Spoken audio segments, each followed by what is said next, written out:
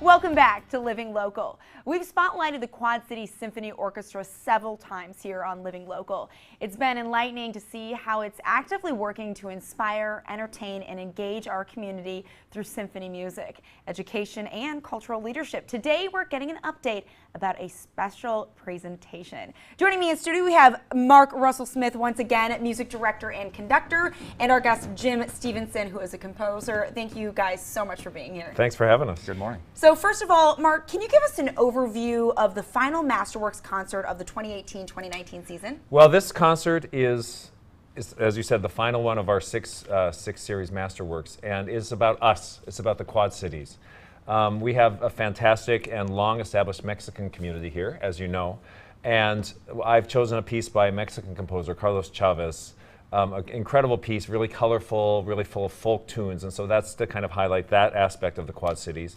And then we had Antonin Dvorak, a Czech composer in the late 1800s, who came to Iowa and came actually through Davenport and went to Spillville, where there was a big Czech community. And so there's this very famous European composer who has ties and roots in Iowa. And so that's the tie-in there.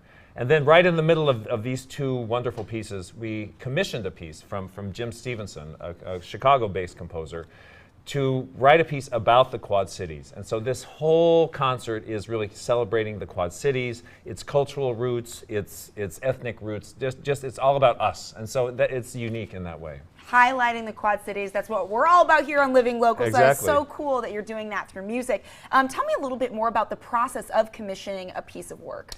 Well, Jim can speak to that. I mean, I had known Jim and his music for a while, and when the idea of, well, first of all, when this concert came up and those other two pieces I talked about, I wanted a piece very specifically about the Quad Cities. And so I knew Jim and his talents and his kind of cultural awareness, and basically put it in his corner and said, here, you know, you have, do what you want. We want a piece about the Quad Cities, and do what you want. And so his ideas were to surprise you as much as I could. Yes. Yeah, tell me about what it was like to produce this piece.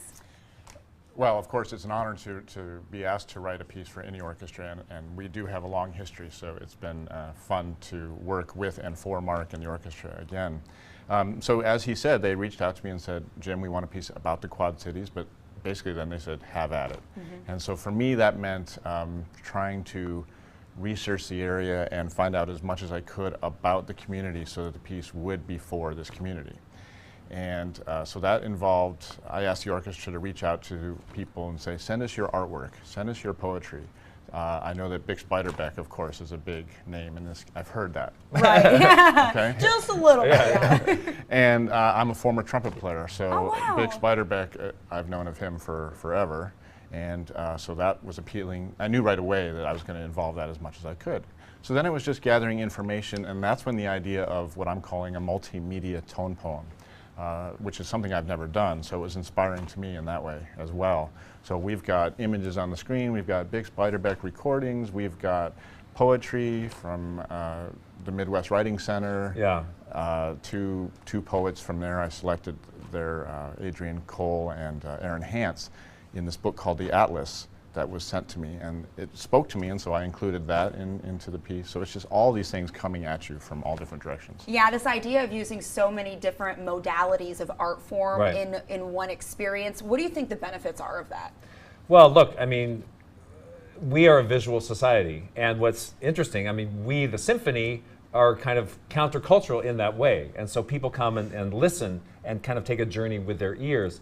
But now, so this incorporates rap, it incorporates poetry, artwork, pictures, so it's multisensory, and so the music really enhances that and enlightens that, and I think most importantly, really involves so many members of the community, young poets from the Midwest Writing Center.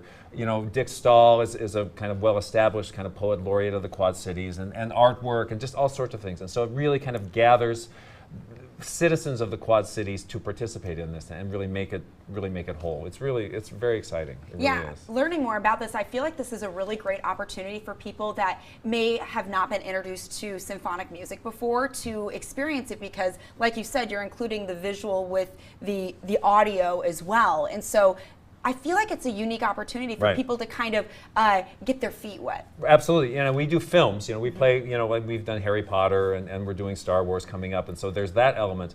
But this concert will have that, and then it will have kind of what we also do incredibly well, which is play a Dvorak symphony. And so they can have that symphonic experience where music speaks, and they can have the experience where you're seeing it on the screen now, where we have visuals, where we have, you know, all sorts of extra musical things. And this guy was so brilliant in combining and weaving all that together to make it just a really powerful story. That is so wonderful. What do you guys hope that people take away from this experience? Well, for me, it's whenever I write a piece of music, I'm just trying to engage the community and make them feel proud of what they're doing or where they're from or what they're about. And so I would hope that they would come and witness the wonderful orchestra, of course, and at the same time just feel proud that they're a member of the Quad Cities. I try to represent all of the Quint cities. Well, yeah. That's debatable. We won't get into that today. That's touchy, very touchy. But they're all in there, however many you want, with imagery and with the poetry. And so I just want people to, you know, we all try to be proud of where we're from, and so I'd like them to be proud of their orchestra and where they're from.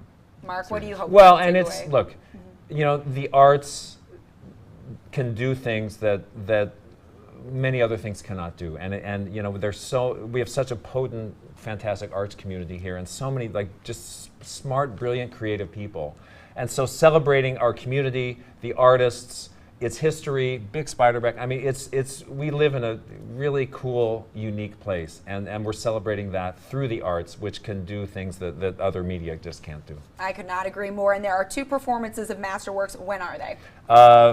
Saturday night at the Adler, and then Sunday afternoon at Centennial Hall in Rock Island. Wonderful. Gentlemen, thank you so much for being here. We appreciate Pleasure. it. Thank you. Pleasure. Thank you. All right, to purchase tickets and to get more information about the QC Symphony Orchestra, visit qcso.org. We'll have these details also posted on ourquadcities.com. Stay with us. More Living Local continues on after this.